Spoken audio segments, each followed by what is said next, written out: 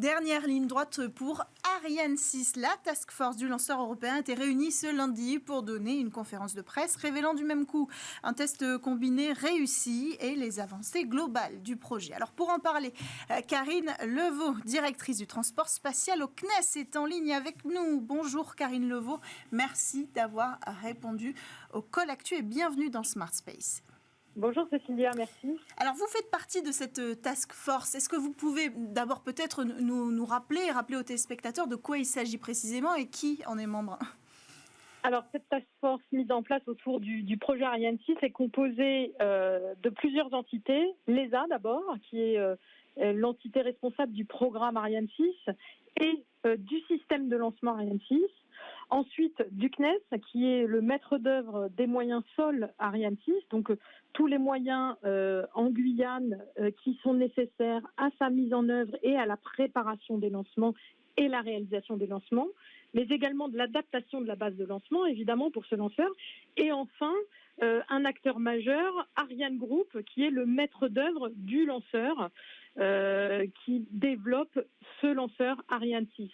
Participe aussi à la task force Ariane Espace en tant que fournisseur de services de lancement, celui qui va exploiter derrière ce lanceur et commercialiser les services de lancement.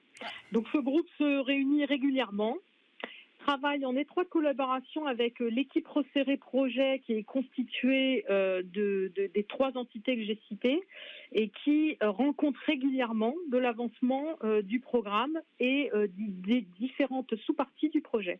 Alors là, ce qu'on a compris avec cette dernière mise à jour faite à la presse, c'est qu'on était véritablement sur la toute dernière ligne droite pour le lanceur Ariane 6 avec la réussite de ces tests. Est-ce que vous pouvez nous en dire un mot ?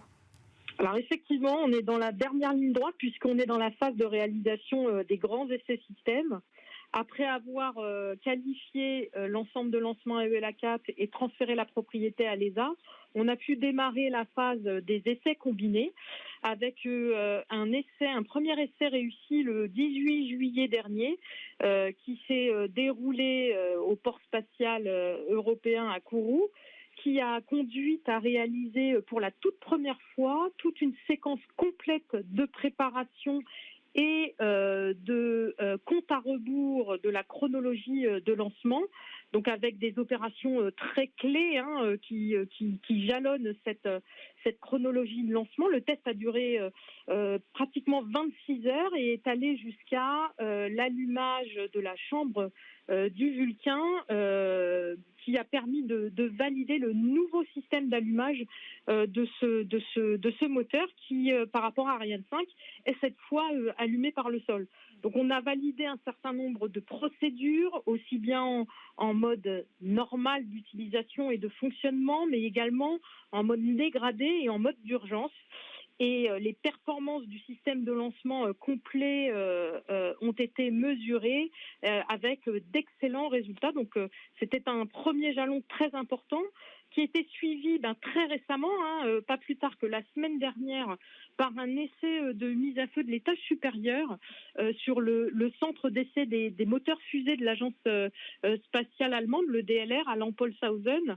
Donc c'était un essai qui a été réalisé par Ariane Group, l'ESA et le DLR, qui a conduit à mettre à feu l'étage supérieur et de dérouler une séquence totalement représentative de celle qui sera déroulée durant le vol inaugural. Et là encore, c'est un grand succès.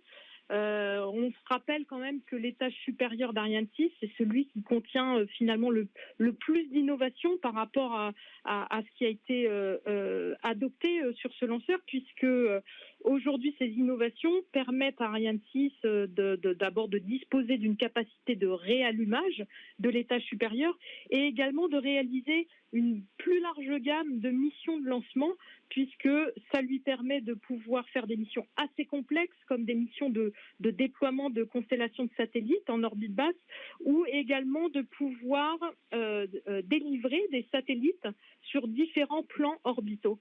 Quelle est la prochaine étape technologique ? Là, vous avez cité les deux gros jalons qui ont été représentés lundi. Quelle est la prochaine étape avant d'arriver à ce vol inaugural pour Ariane 6 ?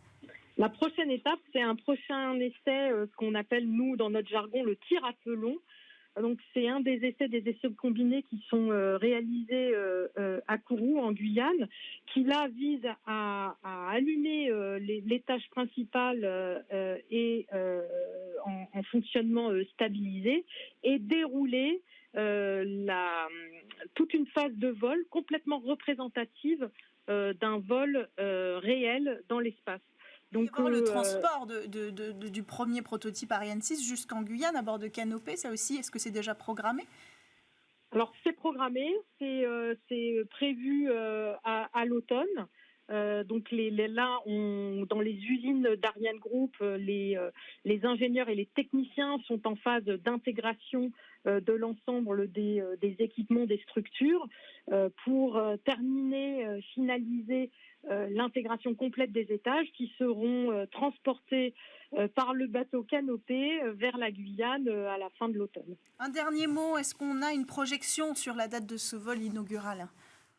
Alors, d'ores et déjà, je peux vous dire que ce sera en 2024, mais pour affiner la période de ce vol inaugural, il va falloir attendre d'avoir exploité les résultats des essais que nous venons de réaliser, mais également de l'essai qui est prévu dans quelques semaines à Kourou, le fameux tir à feu long, pour pouvoir consolider une phase crédible de vol inaugural. Merci beaucoup Karine Levaux, directrice du transport spatial au CNES, d'avoir répondu au Call Actu. Autre actualité avant de passer au Space Talk, Carista et Eutelsat Communication qui annoncent un nouveau partenariat stratégique. Eutelsat devient un nouveau souscripteur au sein du fonds Space Tech de la société de gestion Carista qui disposera ainsi de moyens supplémentaires. Depuis 2021, le fonds investit dans de jeunes entreprises françaises et européennes qui développent des solutions liées à la révolution de la Space Tech avec des tickets allant de 1 à 5 millions d'euros en des séries A. Pour Eutelsat, cette collaboration oriente davantage l'entreprise vers l'écosystème de ces startups et puis ce rapprochement pourrait offrir de belles opportunités technologiques aux géants des satellites. Autre et dernière actualité, après la Lune, le Soleil. L'Inde a lancé son premier engin spatial consacré à l'étude du Soleil. Ce week-end, la sonde Aditya L1, du nom d'une divinité hindoue qui représente le Soleil, a décollé d'une île située au large du golfe du Bengale ce samedi à 11h50 heure locale. Elle se dirige aujourd'hui vers le point de stationnement Lagrange L1. À environ 1,5 million de kilomètres de la Terre, là où précisément l'attraction gravitationnelle des deux objets, la Terre et le Soleil, s'annule. Il permettra ce point précis à la sonde de rester en orbite dans une position optimale pour observer les activités solaires. C'est là la mission précise, observer les activités solaires et leurs effets sur la météorologie spatiale en temps réel, tout en consommant un peu seulement de carburant. Alors c'est une nouvelle démonstration de force technologique et économique qui achève de positionner l'Inde comme puissance spatiale mondiale et parce que l'Inde est au cœur de l'actualité, je vous propose d'enchaîner avec un Space Talk dédié à ce sujet avec nos invités.